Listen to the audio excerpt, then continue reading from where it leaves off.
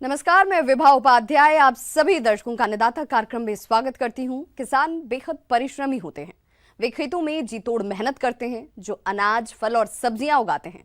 हमारे देश की अर्थव्यवस्था का लगभग समूचा भार इन्हीं के कंधों पर है।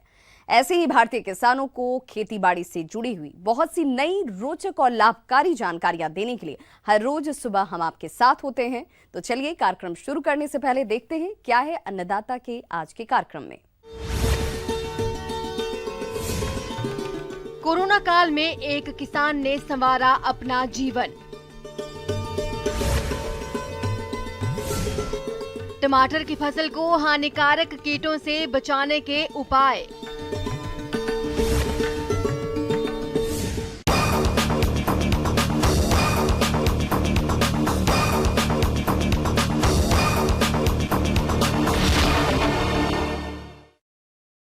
कोरोना ने लॉकडाउन लगवाया तो हजारों मेहनतकश बेरोजगार हो गए। फिर चाहे वो नौकरी करने वाले हों या फिर बिजनेस से जुड़े लोग, तमाम लोग हाथ पर हाथ धरे लॉकडाउन खुलने का इंतजार कर रहे थे। इस बुरे दौर में कई लोगों ने अपनों को खोया तो कई लोग आर्थिक रूप से टूट गए। ऐसे में भी कुछ लोगों ने व्यवसाय का तरीका बदला तो कुछ ने व्यस्त रहने के दूसरे रास्ते खोज लिए। इन्हीं में से आज हम आपकी मुलाकात करवा रहे हैं बिहार जिला बांका के गांव धोरैया के युवा विजय कुमार रजक से, जिनकी जिंदगी में पिछले साल से कुछ ऐसा बदलाव आया जिनकी बदौलत आज पहले से भी अधिक आमदनी कमा रहे हैं और दूसरों के लिए बन गए हैं मिसाल। तो आइए मिलते हैं इनसे और जानते हैं क्या है इनकी सफलता का राज।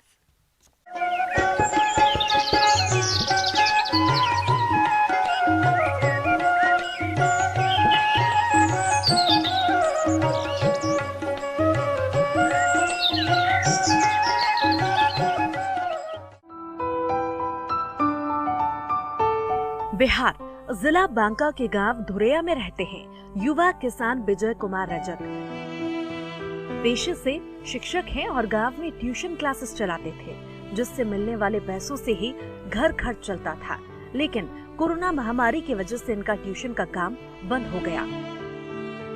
इस बीच उन्होंने ऑनलाइन के माध्यम से बकरी पालन की ट्रेनिंग ली और 5 बकरियों से इस व्यवसाय की शुरुआत की। वैसे तो इनके घर पर 3 बकरियां पहले से ही थीं। उसी को साथ में लेते हुए इन्होंने इस बिजनेस को आगे बढ़ाया और आज इनके पास 27 बकरियां हो गई हैं और इसी के साथ ही ये बतख और मुर्गी पालन भी करने लगे हैं। कोरोना ने बहुत तो लोगों का रोजगार ले गया होगा, उसमें से एक मैं भी था। मैं पहले ट्यूशन चलाता था, ट्यूशन से जो भी होता था तो मोटा मोटी घर का खर्चा निकल जाता था। उसके बाद जब कोरोना आया, लॉकडाउन की वजह से ट्यूशन बंद हो गया। फिर मेरा टेंशन बढ़ गया, मुझे पता ही नहीं चलने लगा कि मैं क्या करूँ। एक दिन अचानक मेरी मुलाकात किया व्हाट्सएप पे, देखते देखते मुझे लगा एक मैसेज आया था जिसमें ऑनलाइन बकरी का ट्रेनिंग दिया जा रहा था। तो मैंने उस ट्रेनिंग को किया। उस ट्रेनिंग के करने के बाद मेरे घर में 3 बकरियां पहले से थी और ट्रेनिंग जो दिया बड़ा मतलब अच्छे तरह से मुझे लगा कि ऐसा नहीं है कि फॉर्म का मतलब होता है बहुत बड़ा बिल्डिंग बना लेना, बहुत पैसा खर्च कर लेना। मुझे लगा कि हम पहले शुरुआत करते हैं, स्टार्टिंग करते हैं। तो स्टार्टिंग में मैंने 3 बकरी से स्टार्ट किया। 3 बकरी से स्टार्ट किया, 3-4 महीना हुआ था, 6 महीना के लगभग। उसी के बीच अचानक एक बार मुझे KVK जाने का मौका मिला।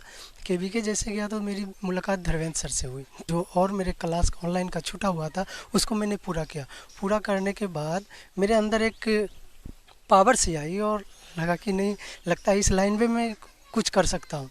कुछ 5 बकरी से मैं धीरे धीरे कलेक्ट करते करते करते करते अभी मेरे पास 27 बकरियाँ हो गई है। और क्या 2-4 चीज़ जो होती है वो बहुत ज़रूरी है। कोई भी काम आप करें ट्रेनिंग करके करें। मैंने क्या देखा कि PPR एक वैक्सीन आती है, मैंने PPR वैक्सीन अपने बकरी को लगाया, जो कि मेरा बकरी 0 मतलब एक भी बकरी का बच्चा नहीं मरा। बगल में और 1-2 को था तो उसका भी बहुत लोगों का लगभग मरा। 50%, 50%, 60% से ज़्यादा बकरियां मर गई, लेकिन मेरी एक भी बकरी नहीं मरी। दूसरी बात क्या, एक चीज़ मैंने यूनिक वर्ड सुना था उसमें, मतलब जो भी चीज़ आप खिलाते हैं बकरी को तो उसको अंकुरित करके खिलाएं। ये चीज़ मैंने खिलाना स्टार्ट किया और क्या हुआ कि उस समय मेरे पास मकई बहुत ज़्यादा हुआ था, 8 रुपया किलो मार्केट में था। उस मकई को मैं अंकुरित करके खिलाना स्टार्ट किया तो उसकी एक जादू समझिए क्या हुई कि सबको पता है कि बकरी एक ही बच्चा देती है पहली ब्यान में। मेरी बकरियां दो दो बच्चा दी और जो दो वाली थी वो 3 बच्चा दी। तो एक ये सब चीज़ जब मेरे सामने आने लगा तो मेरा और हौसला बढ़ता गया। उसके बाद मैंने केवीके से तो मैं कांटेक्ट में था ही, फिर धीरे धीरे मैंने बत्तख लाया। मैं 250 के लगभग बत्तख लाया। बत्तख 2-2.5 महीना के बाद बत्तख भी 300 रुपये में बिकना स्टार्ट हो गया। ज़बरदस्त बिका। उसके बाद 250 बत्तख में मेरे पास 70 बत्तख ऐसे बचे जो कि अंडा देने के लायक हो गए, मैच्योर हो गए। मैंने इसको स्टॉप कर दिया। उस 70 बत्तख से हर रोज़ 30 से 34 अंडे देने स्टार्ट कर दिए। तो एक महीना 5 दिन तक लगभग अंडा, मतलब 1000 अंडा प्लस बत्तख से लिया। और वो समझिए बत्तख में जो मैंने लगाया था वो पूंजी मेरा बत्तख के अंडे से ही हो गया। फिर अभी मेरे पास 54 बत्तख लगभग है। अभी फ़िलहाल वो 12-15 अंडा रोज़ देती है और एक अंडे 15 और 12 के बीच में बिक जाता है और आसानी से बिक जाती है। दूसरी बात रही मुर्गी का, मेरे पास जगह तो बहुत कम थी। बकरी के नीचे मैंने मुर्गी का सेट डाल दिया और उसमें लगभग 300 मुर्गियाँ लाई। उस मुर्गी में भी हुआ क्या कि मैंने ट्रेनिंग के हिसाब से ही सबको क्या कहते हैं वैक्सीन वगैरह लगाया। तो वो 35 रुपये का चूजा आया था लगभग। वो चूजा 350 रुपये का बिका। मतलब बड़ा होने के बाद 3-4 महीने के बाद एक मुर्गा 350 रुपया किलो बिका। इन्होंने बताया कि इनका ठीक तरह से रखरखाव करना प्रशिक्षण के दौरान सीखा था, जिसका लाभ अब उन्हें मिल रहा है। कई बीमारियों से बचाव के लिए पहले ही बकरियों का टीकाकरण कराते हैं। साथ ही आवास की साफ सफाई, आहार प्रबंधन पर भी विशेष ध्यान देते हैं और बकरियों को आहार में आसपास उपलब्ध पेड़ों की पत्तियां, हरे चारे और फसल अवशेषों का प्रयोग करते हैं, जिनसे बकरियों के आहार में बहुत कम खर्च होता है। इसी तरह बतख और मुर्गियों का आहार प्रबंधन देखभाल भी करते हैं और इनसे प्राप्त अंडे और मांस से अतिरिक्त आमदनी कमा रहे हैं। आप लोग सोचते होंगे कि इनमें मतलब बहुत ज़्यादा पूंजी लगा होगा। आप जान सकते हैं या पता होगा कि एक ट्यूशन पढ़ाने वाले के पास कितनी पूंजी होती है। मैंने एकदम बहुत कम पूंजी में स्टार्ट किया। और क्या कि आप देख सकते हैं ये मेरा शेड है। इस शेड में आप अंदाज़ा लगा सकते हैं क्या खर्च पड़ा होगा। हमें लगता है कि 500-600 से ज़्यादा खर्च नहीं पड़ा होगा। ईटा घर का ही था। उसके बाद ये देखिए ये जो शेड बनाया हुआ हूँ, ये सब घर से टीन काट के नाद बनाया हुआ हूँ। मतलब मेरा जो फॉर्म बनाया मैंने, इसको हम शेड बोलते हैं। शेड जो बनाया वो 0 कॉस्ट पे चल रहा था। जो हमारे पास वेस्टेज था उसी को हमने यूज किया। टीन 20 रुपया में मिल गया, वो भी मैंने लगा दिया। उसके बाद क्या है कि इसको खाने के लिए बकरी का खाने का आप बात करें तो मैं बहुत कम पैसे खर्च करके बकरी का खाना निकालता हूँ। जैसे सीजन पे अभी हमारे यहाँ कुछ छोटा एक पौधा है, मैं अभी नहीं दिखा सकता हूँ। उसका फर होता था। मैंने बच्चों से कहला के 2 रुपया किलो लाया और कम से कम 1 कुंटल वो पौधा लाया, वो बीज लाया और उसको बकरी को खिलाया। फिर आप क्या बोलते हैं कि ये बड़हर होता है, बड़हर का फूल जो इधर उधर फेंक देते हैं लोग, मैं उसको खिलाना स्टार्ट किया। मतलब हर सीज़न में हर तरह के नागफनी आप जान रहे हैं जिसको तमुआ कहते हैं, उसको बीच में खिलाया। तो मैंने कभी अपने बकरी को कोई मार्केट का ऐसा न्यूट्रिशन नहीं दिया जो कि दवाई के रूप में आए और खाने का सबसे सस्ता से सस्ता अनाज खिलाया था। तो देखिए मैं ये आपको बताना चाह रहा हूँ कि मैंने जब 5 बकरी लेकर के कहीं जाता था तो लोग देख के हंसते थे। उसकी भरपाई देखो आज हो रहा है, पेपर में नाम आ रहा है, लोग पहचान रहे हैं। तो अब जो है पॉजिटिव एनर्जी से लोग देख रहा है और समाज में भी लगता है पॉजिटिव एनर्जी आनी चाहिए इस ऐसे करके। किसान ने बताया अब प्रति महीने लगभग 10 से 15 हजार रुपए की आमदनी आसानी से हो जाती है। आप भी इनकी तरह छोटे स्तर से कम लागत पूंजी में कृषि व्यवसायियों को अपनाकर स्वयं का व्यवसाय कर सकते हैं और इससे अच्छी आमदनी कमा सकते हैं। किसान भाइयों, अभी तक आपने खेती से जुड़ी हुई बहुत सारी उपयोगी जानकारियां देखी। अब लेते हैं एक छोटा सा ब्रेक, जल्द लौटेंगे और कार्यक्रम में आगे भी है खेतीबाड़ी से जुड़ी हुई बेहद महत्वपूर्ण जानकारियां, तो बने रहिए हमारे साथ।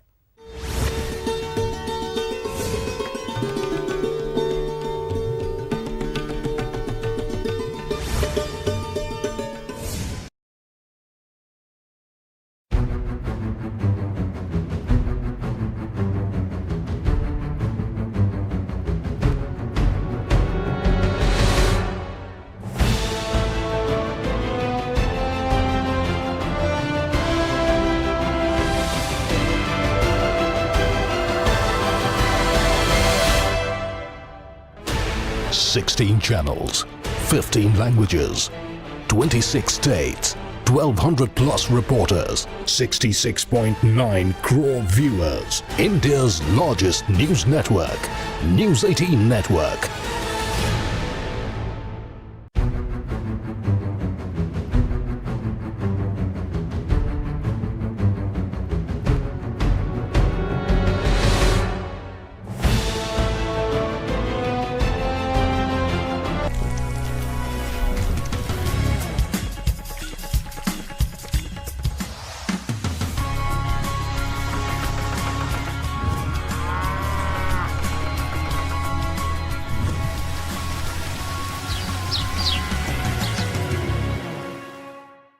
ब्रेक के बाद आप सभी दर्शकों का अन्नदाता में एक बार फिर से स्वागत है। चलिए रुक करते हैं अपनी अगली कड़ी की ओर।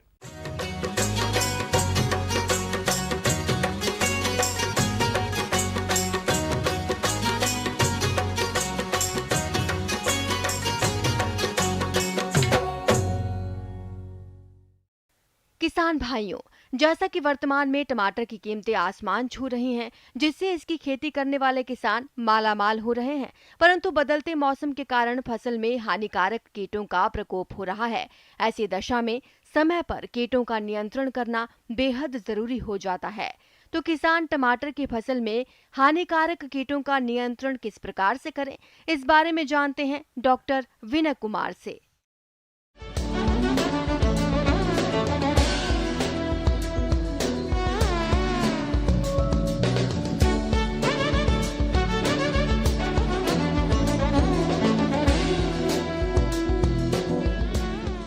किसान भाइयों, अक्सर ये देखा जाता है कि टमाटर के फसल पे सबसे ज़्यादा जो क्षति करती है कीड़ों के हिसाब से, वो टमाटर का फल बेधक है।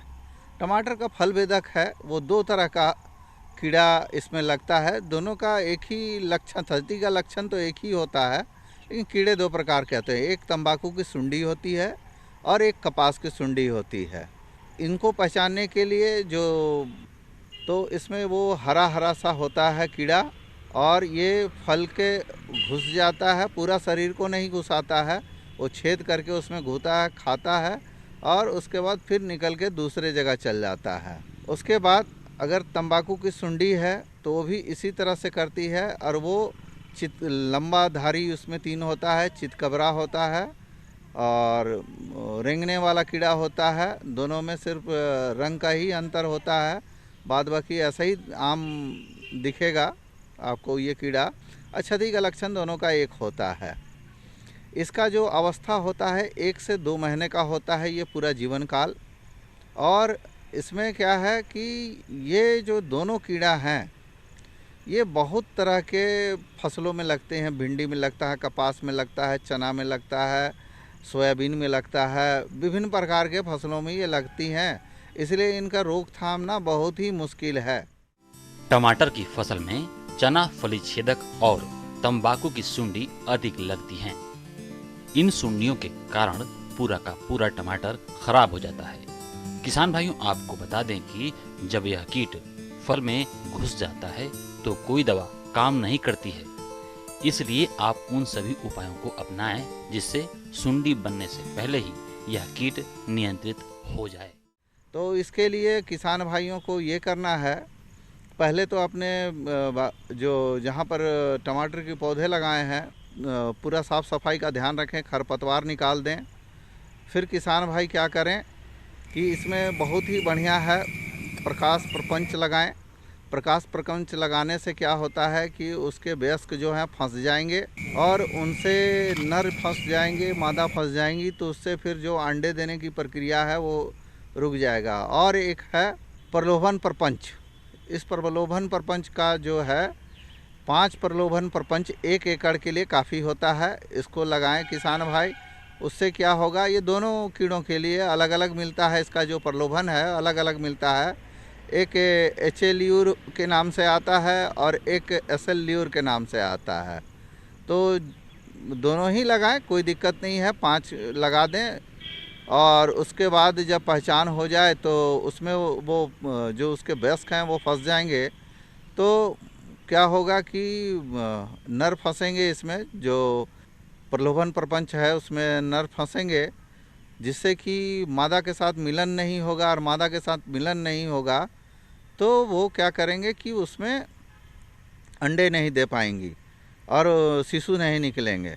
और जहाँ उपलब्ध हो वहाँ ट्राइकोगर्मा किलोनिस 1 लाख अंडे प्रति सप्ताह 20 दिनों के बाद 20 से 28 दिनों के बाद, पौधा लगाने के 28 दिनों के बाद प्रति सप्ताह 4 सप्ताह तक लगाएंगे तो इस कीड़े से बचाव हो जाएगा।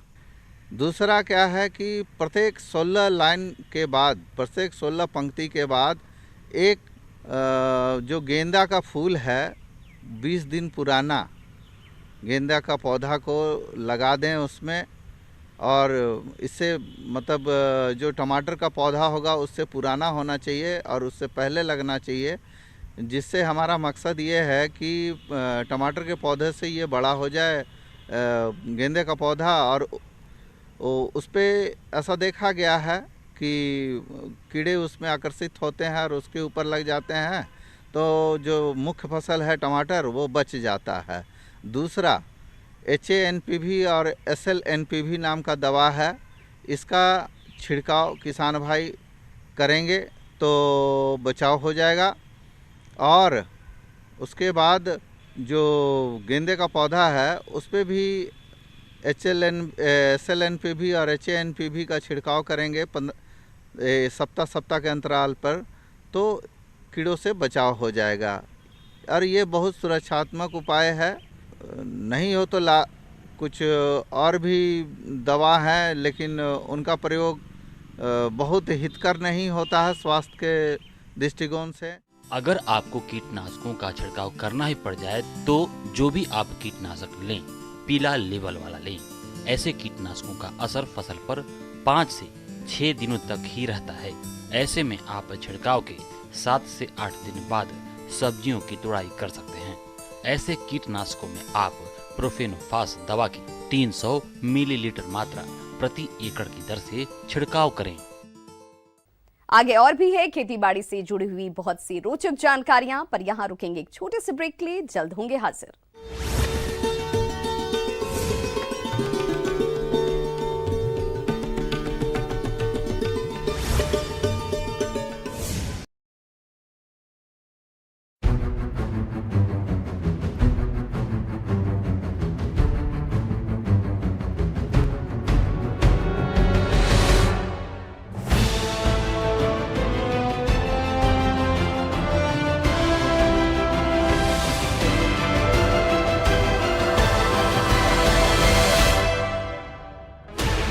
$16 channels, 15 languages, 26 states, 1,200 plus reporters, 66.9 crore viewers. India's largest news network, News 18 Network.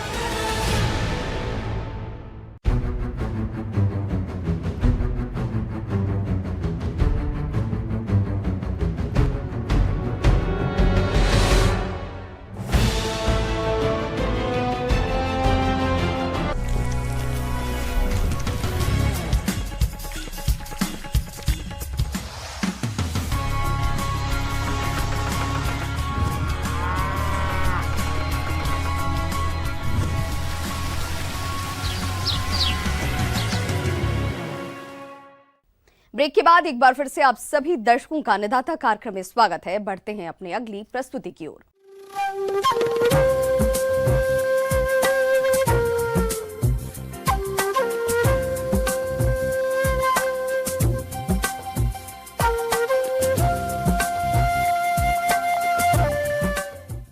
मौसम के अनुसार प्रबंधनों पर टिकी है आपकी खेती बाड़ी, और इसीलिए मौसम पूर्वानुमान और उस पर आधारित साप्ताहिक कृषि सलाह इस प्रकार है।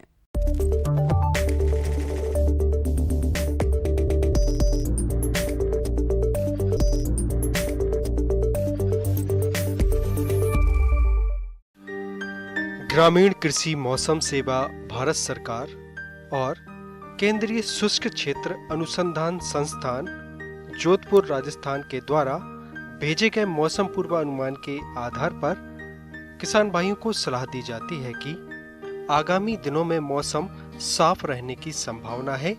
इस दौरान बारिश नहीं होने की संभावना है।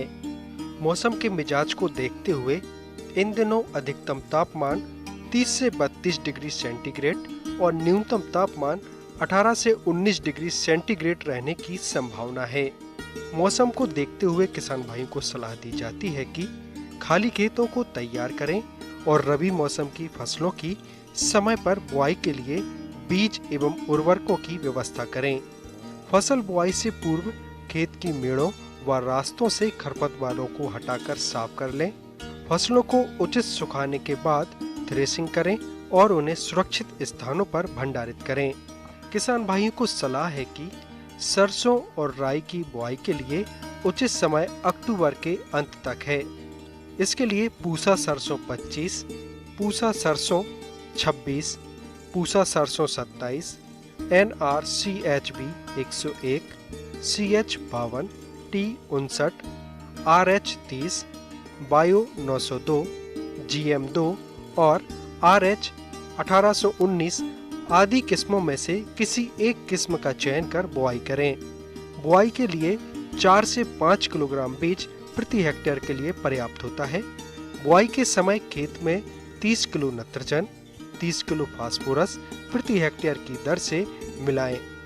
फसल को विभिन्न कीट और रोगों से बचाने के लिए बुआई से पहले बीजों को उपचारित करें। इसके लिए कार्बनडाजिम 1 ग्राम दवा से प्रति किलोग्राम बीज को उपचारित करें और यदि आपके क्षेत्र में मोयला कीट की अधिकता रहती हो तो इसकी रोकथाम के लिए बीजों को इमिडाक्लोप्रिड 600 FS 9 मिलीलीटर दवा से प्रति किलोग्राम बीज को उपचारित करें।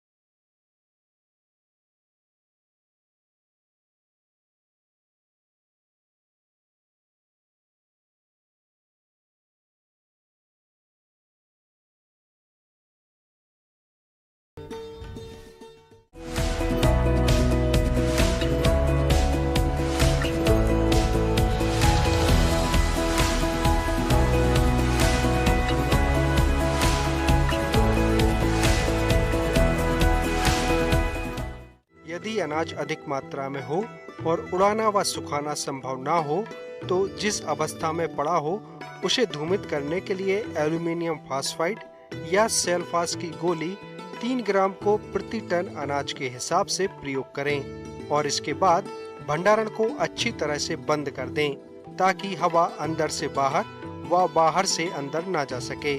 भंडारण को इस तरह 1 सप्ताह के लिए बंद रहने दें।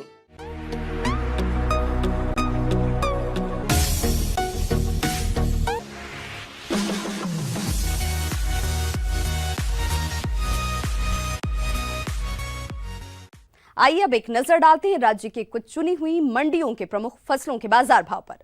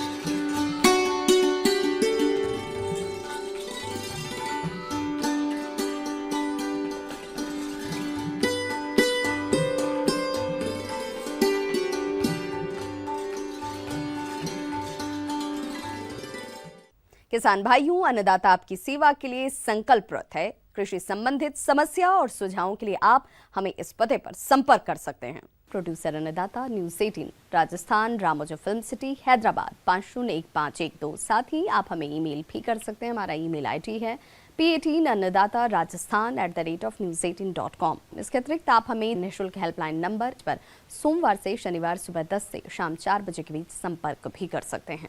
किसान भाइयों, अब समय हो रहा है आपसे विदा लेने का, तो हमारी अन्नदाता टीम को दीजिए इजाजत। कल फिर से होगी आपसे मुलाकात कृषि संबंधित कुछ और महत्वपूर्ण जानकारियों के साथ। नमस्कार।